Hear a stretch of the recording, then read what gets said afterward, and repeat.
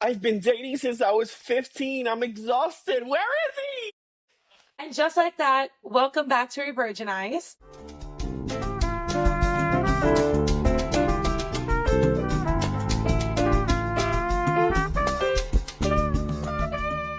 Today we are recapping season 3, episode 7. I'm Candace B. And I'm Jay like the letter. And we are excited to actually talk about today's episode because it was actually good. Right, Jay? Yes. We got a good episode. I had no hope. Jay, okay, let me ask you, what was your favorite part of this entire episode? I think they captured everyone and they incorporated every single character into a natural storyline. They didn't go to Jupiter and come back. They didn't go to get a doctoral degree in 2 days. It was grounded. It was Charlotte's birthday and everything around it was around Charlotte, around Harry. It was grounded. It was great. It felt smooth. I liked it. Yeah, I have to agree. First of all, you're killing me with like they didn't get a doctorate in 2 days. I really feel like this is what we've been wanting to see. This is exactly what we've been wanting to see. Like stability, everything Yes. flowed. And I guess the same for me. I guess I really enjoyed that about this episode. And it also felt like nostalgia, Sex in the City. Yes. Right? Like there was some good progression. Carrie, I hate that we always start with her, but like Carrie is once again, no, she's showing us that she's selfish. Once again, Carrie showing us like Yeah. she can be a little mean, right? Like I think she has Yeah. mean girl Yeah, tendencies. I always thought Carrie was mean, but I think in order to carry that character for so long, she needs to be mean because of that selfishness that she has. Now, I will say something, girl. Her hair in this episode was hairy. You didn't like. I loved that her hair in the party. They put two different tails, one a little shorter than the other one. You could notice that could have been a little bit more. But there was another hair. I don't remember which one it was. I don't know if it was at the bakery or something. But her hair in this episode, I was like, yes. And Yes. even the wardrobe for me was a little bit better. Well, she definitely wasn't churning butter in Mm, the backyard with her no. Little House on the Prairie dresses. This episode, which was amazing. Yeah. I honestly, I do have to say though, I think the hair that I enjoyed was when she was eating that meal with Giuseppe's mother. They That went out was to the lunch. one. Yeah. That was the one. Amazing. I mean, down to the outfit, the earrings, everything. But I honestly did not like her hairstyle at the end for Charlotte's birthday.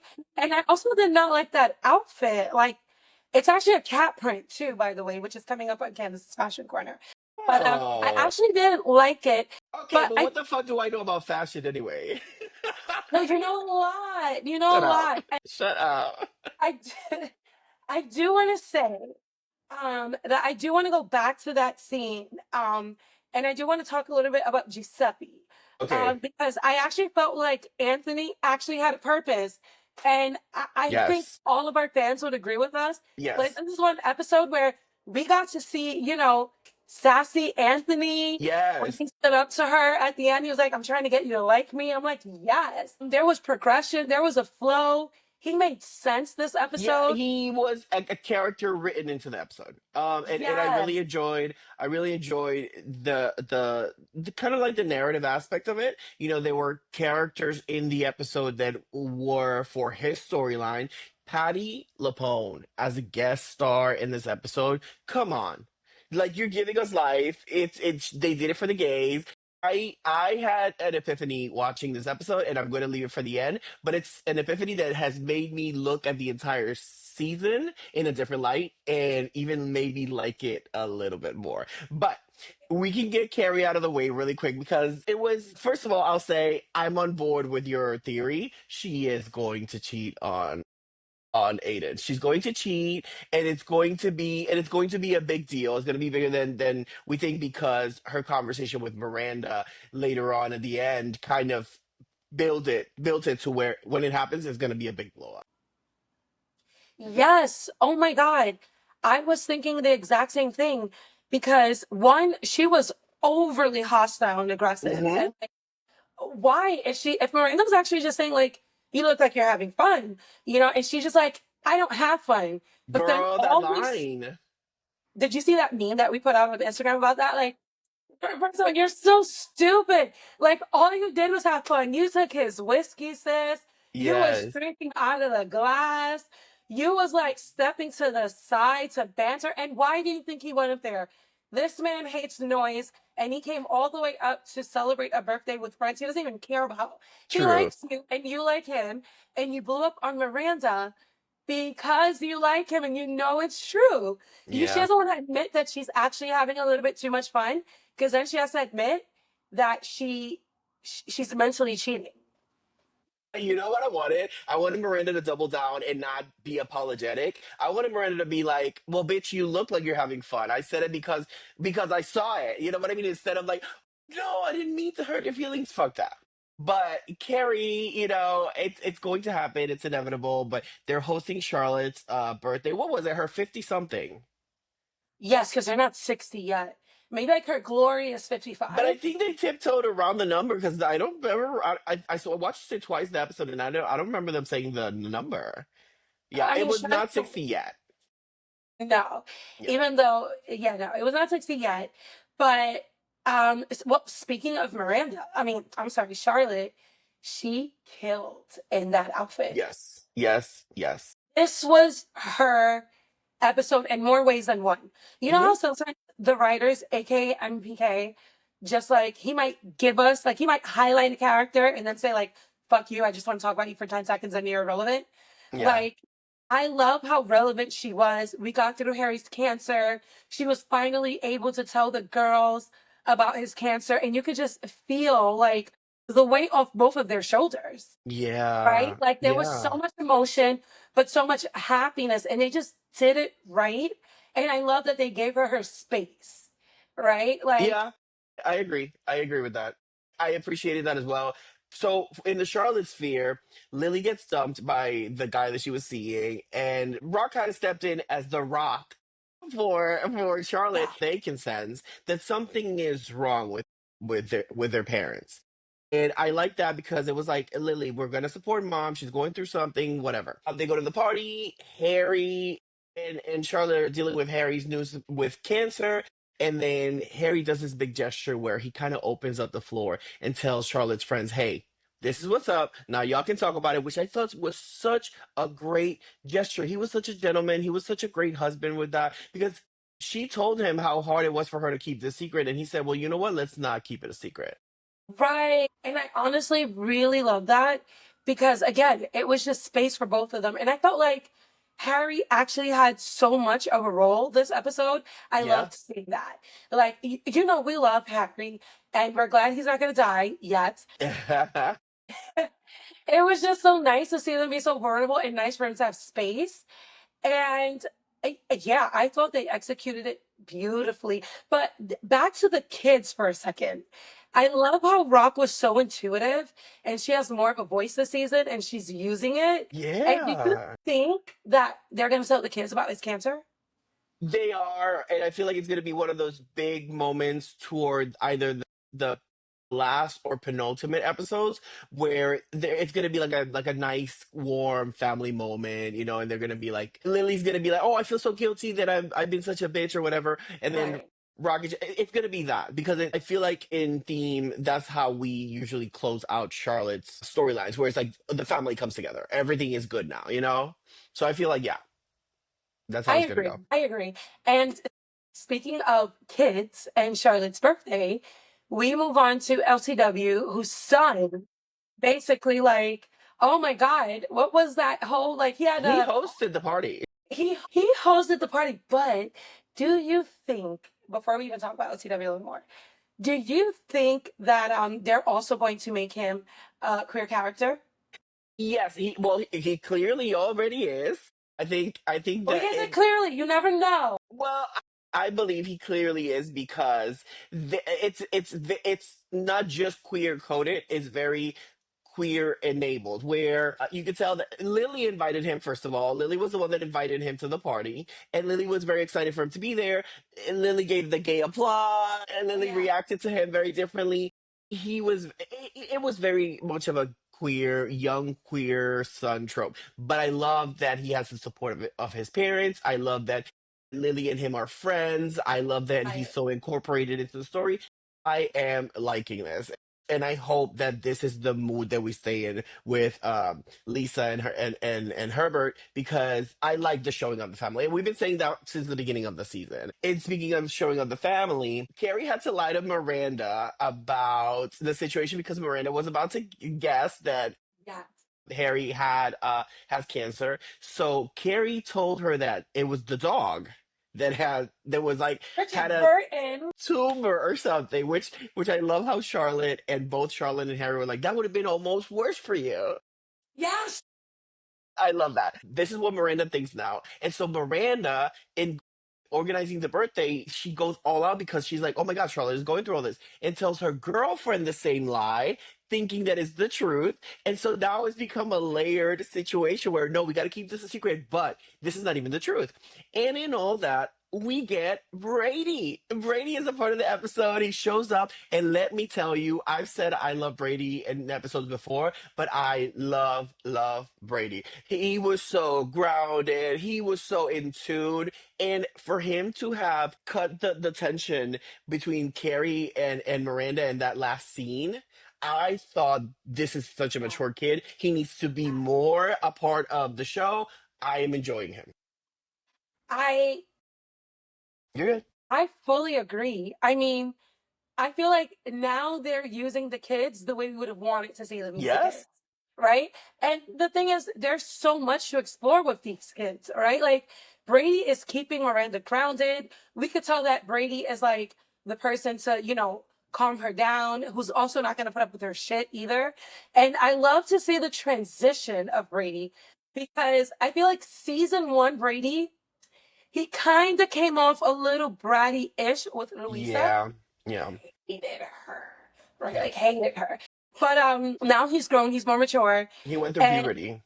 he's going through puberty. And what I also love is that I want to see more of his dynamic with her partner because I feel like Joy was about to write him off before until she Mm, found out like he really likes dogs. yeah. And the reason I'm bringing that up is because he's just so warm and loving that I want to see how he interacts with not just Miranda and like her friends who are like his Hmm. aunts, but also with her girlfriend.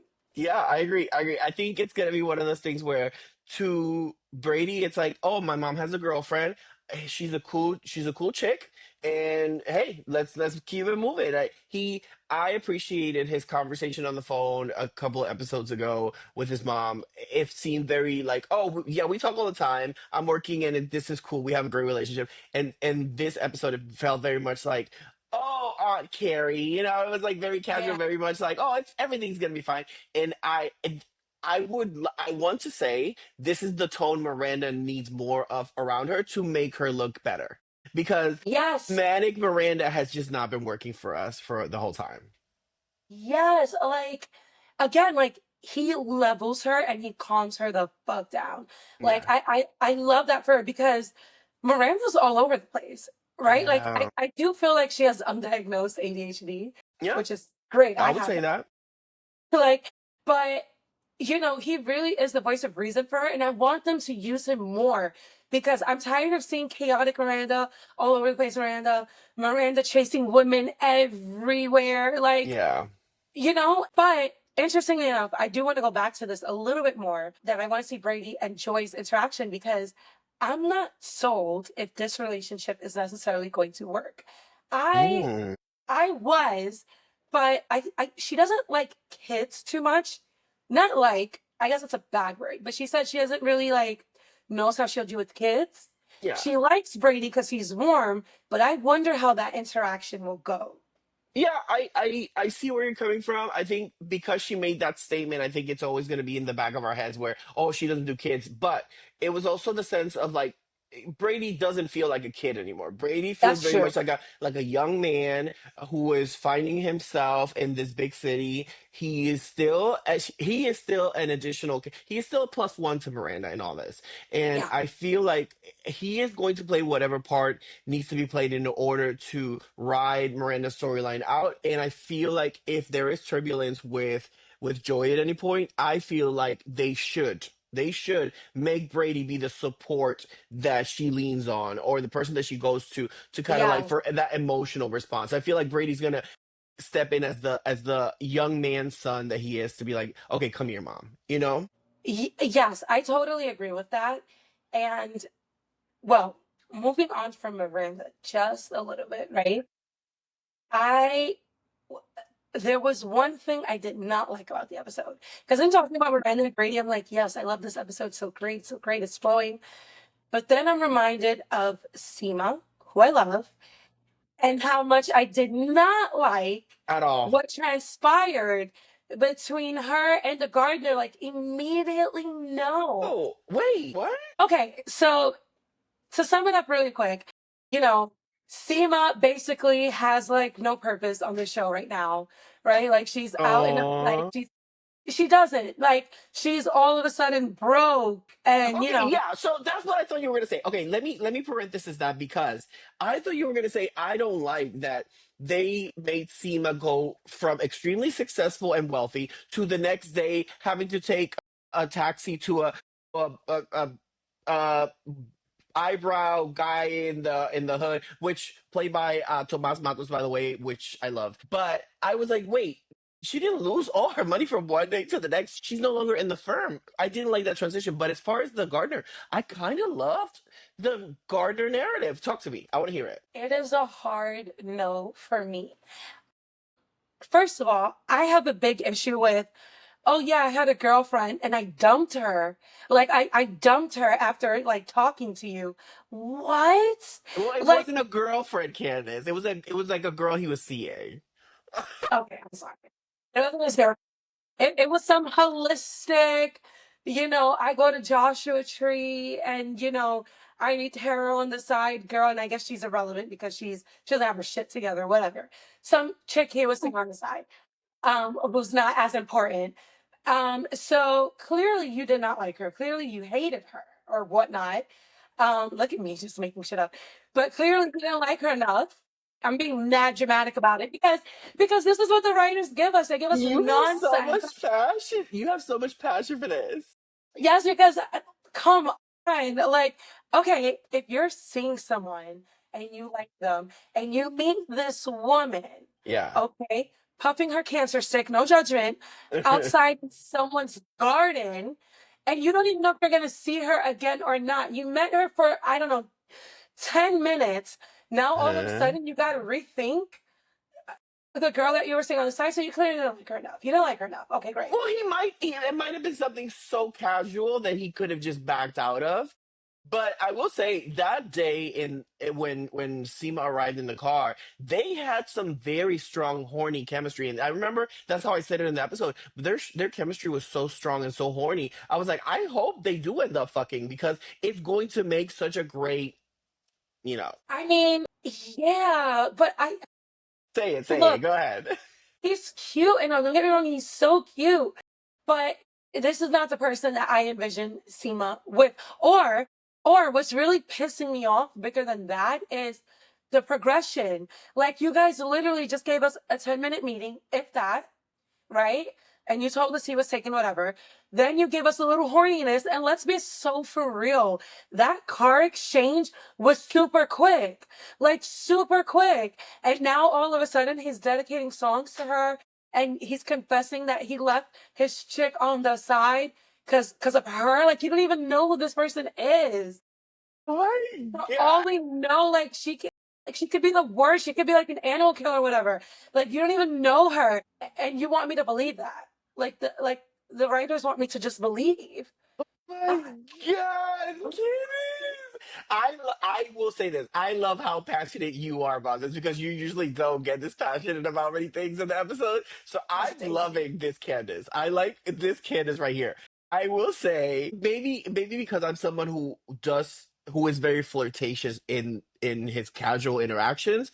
I do flirt just in natural conversation. And then when I do get somebody that I'm interested in, that flirtation goes above and beyond, and then it becomes something else that transpires in a different way. And yes, you are right, the progression was a little, it was very like, it was very hard beat. It was 1 2 3, we're here now.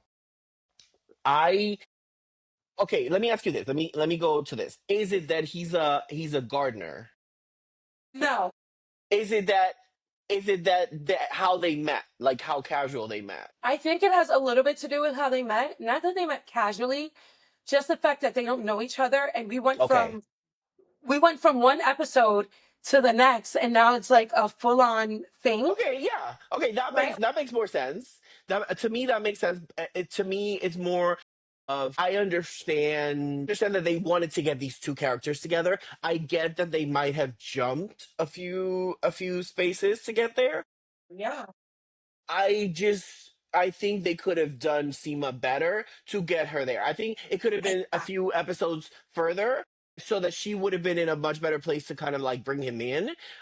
But yeah, it was a pile on for me for on Seema. I agree with what you're saying, and we predicted it from the very beginning of the season. But yes, Seema is becoming a disappearance character. She's not in this dynamic anymore. She doesn't feel like she's in this, and adding a this love interest on top of it in this way. Yes, I can see where you're saying that it takes away from the character. And I feel like not only does it take away from the character, but it's like you guys don't give us enough of her, right? Like you could have shown us them exchanging numbers, maybe them texting on the side. For all like you show Carrie texting Samantha constantly, right? Like you could have shown us more progression.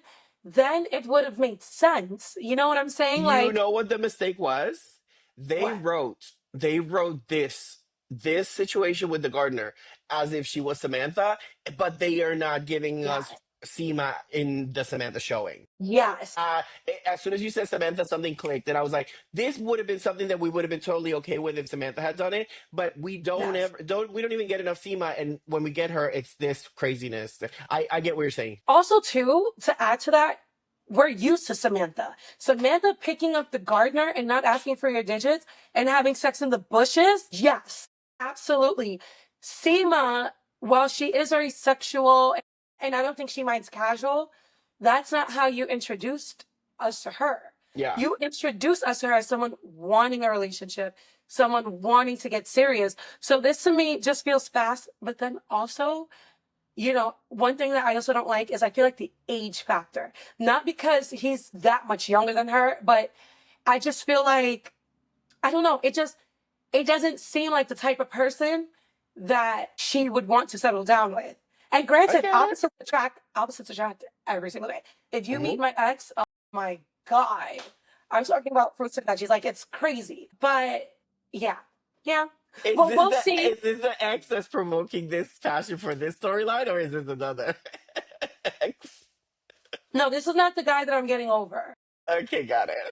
No, no, no, no. We still have a lot of feelings for that guy Okay, from afar, from afar. This is my okay, ex-boyfriend who, I mean, like we were vastly different, so I get it. But okay. oh God, that was crazy. No, that makes sense. That makes sense. I am following what you're. I am picking up what you're putting down with the discrepancy of what we're getting from Seema, but at the same time, I liked that Seema got hers at the end. I am with you still. I Yeah. do want more Seema. I mean, and we've been saying it for many episodes now. I do want more Seema. I want Seema to be a solid part of this whole thing because I feel Yes. like sometimes, I don't know if you've noticed, but sometimes when they give us the group, it's just the three of them and Lisa. It Yes. feels very much like Seema can be here, but she also cannot. And it's like, if Seema's gonna be there, who is she? Because we don't know her as the member of the group. It's like Destiny's Child when it was four and then three and then five and then two and then, yeah, it was very much that when it comes to Yeah. Seema. But hopefully in the future episodes we'll get more Seema. We'll get what we want from her, and it'll be much better. Now the hopes is just so inconsistent where we might get an episode that we like, but then we might get one that we hate. We might get one that we really like, and it's just all over the place. So we're just here for the ride. And now we arrive at a place with Anthony where he has Yes. context, he has depth. We're seeing a part of his life. We're we're invited into what's going on with him, and we get Patty LuPone as the part of the episode, Yeah. and it feels really good because it's like it was like a full arch episode for Anthony where he's struggling in the beginning when he meets the mother-in-law, and then at the end he kind of gets his lick back where it's like, okay, bitch. That Gia at the end was like, yeah, bitch, and I Yep. loved it. I loved I it. loved it. I loved it. This was the Anthony that we've been saying we wanted to see. Yes. Like, give me more of him, bring him back. But I will say this, and I want to know what the fans think. There was a little bit of sadness in Anthony to me in this episode with trying to like impress her and please her. Hmm. And she said something to him along the lines of like, I guess she was trying to study him or like read into him to see why he was the Yeah. way he was. I forgot what it was. And it just reminded me of Stanny. And I kept thinking to myself, did Anthony fully get over Stanford? What is it about this guy that she does not like? Is it that Hmm. is he much older than Giuseppe? Because let's be for real, we date older people all the time. You know what I'm saying? There's always gonna be an age difference. Yeah.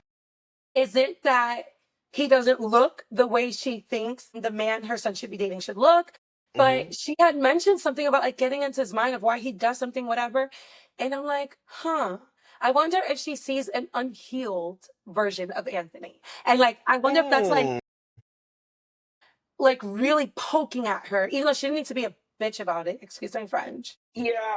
And so I see that as something that Candace saw in the episode because I no no no and I'm with you because as far as like has he gotten over Stanley, I don't think we'll ever know. I don't think we'll Right. ever get that part of Anthony, but when it comes to what she saw, I think for context, we need to understand she is an Italian mom. She is a traditional Italian mom, right? And Buffalo. I've dated Italian men where the mom is, oh my God, they're a complete bitch to me. And Okay.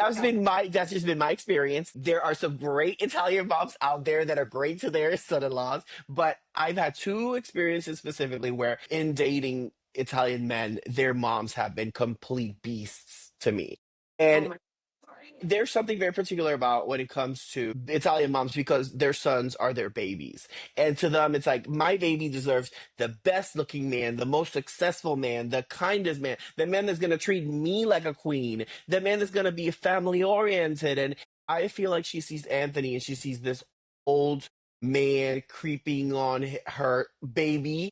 And she's like, wait a minute, why are you over here interested in my son? You're not even close to what my son should be with. Because when Yeah. she goes into the bakery and she sees the good looking guy and the hot fella, she's like, oh, is this Anthony? And it was based on looks only. So when Anthony Yes. comes in with the plans and she's like, oh, you should put that down because of a man of your body type or whatever. Gotcha.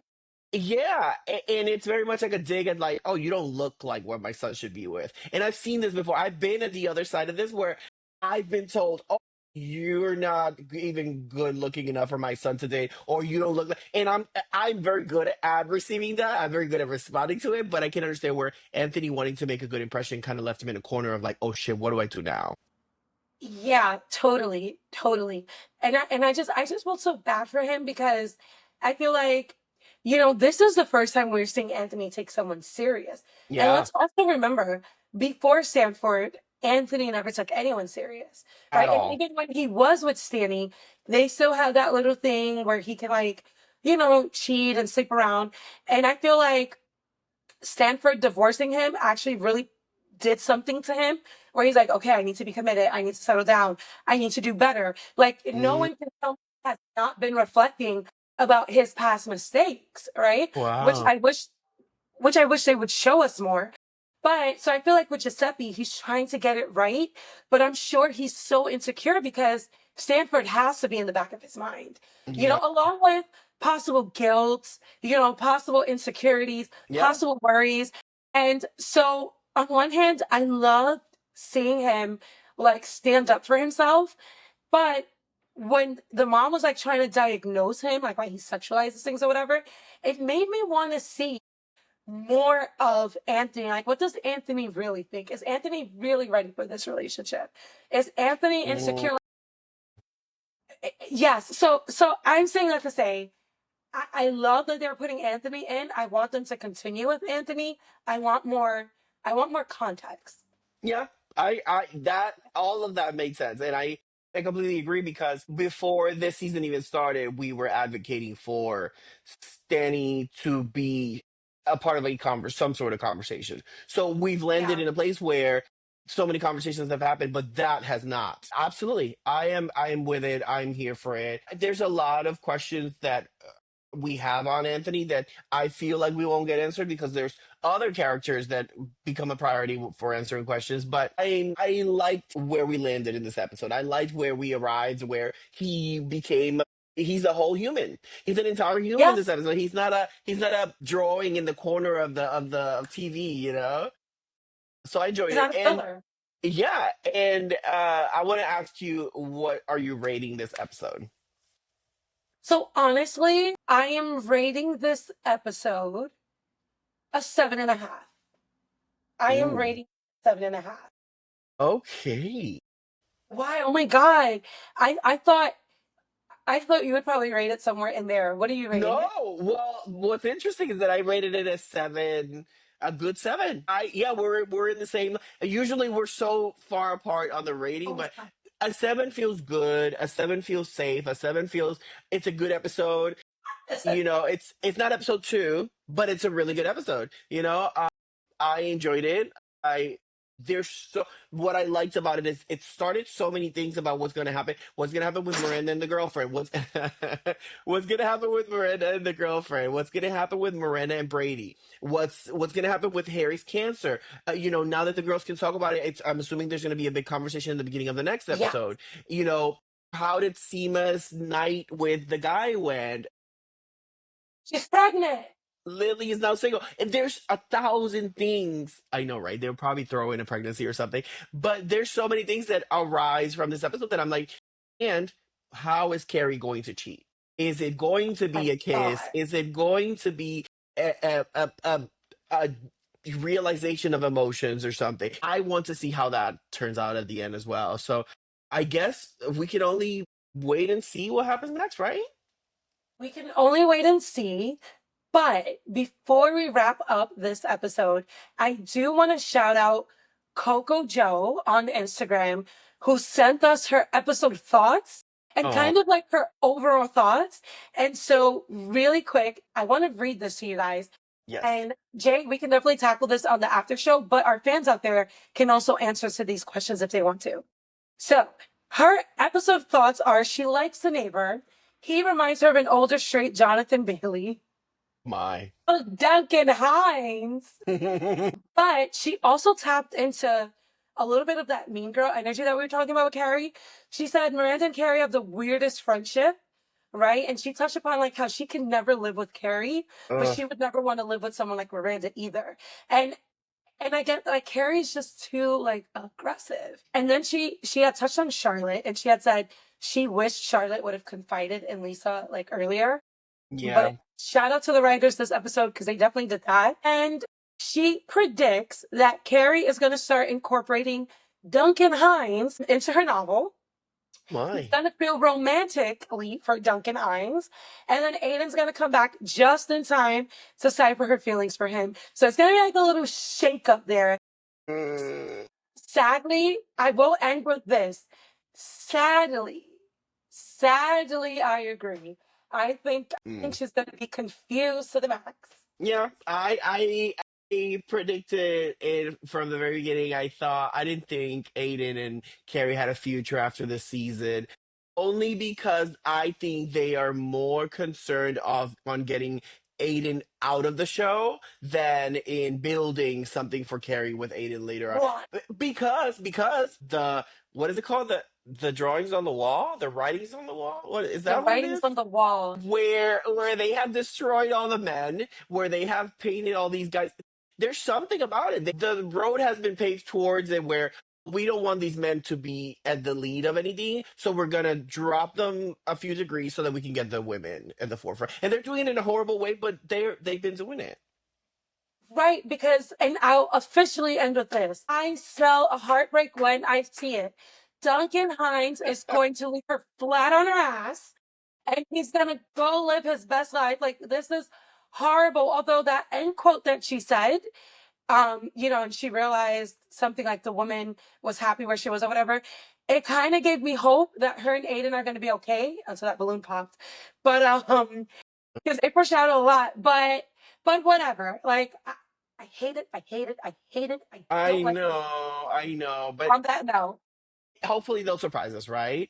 no. But oh no. But on that note, it was good that we got to enjoy the episode. It was good that we liked the episode. We rated it actually really well compared to so many of the Yeah. other episodes. I'm excited to see what's next, and yeah, I'm excited to see what happens after this whole situation. What do you got to tell them before we leave, Candace? That is it. But guys, thank you guys so much for following us on YouTube. Do not forget to follow us on all of our socials: Instagram, YouTube, Threads, Blue Sky. We're giving away over $100 in free merchandise. All you have to do is follow us everywhere, but like and subscribe to our YouTube and comment on all of our episodes. To answer one of our fans' questions, yes, we ship our merchandise worldwide. So no Yes. matter where you live, you can still enter the sweepstakes, and we will see you guys on the next one. Bye for now. Bye. Revirginized is a production of J. Breyer Allen, hosted by Candace B., produced and co-hosted by J like the letter.